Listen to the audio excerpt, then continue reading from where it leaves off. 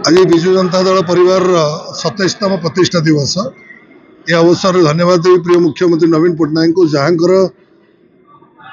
प्रेरणा जहाँकर भल पाइबा ओडिशावासी को एवं ओडिशावासी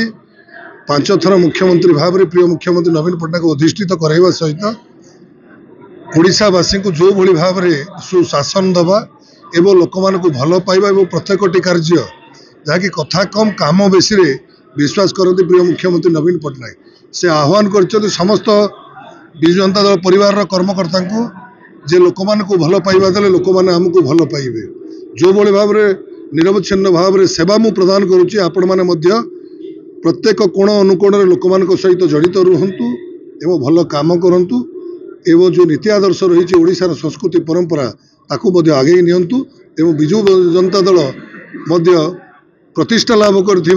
पुणी 6ठ थर प्रिय मुख्यमंत्री नवीन पट्टनायक को अधिष्ठित कराइबा आमर मूल लक्ष्य।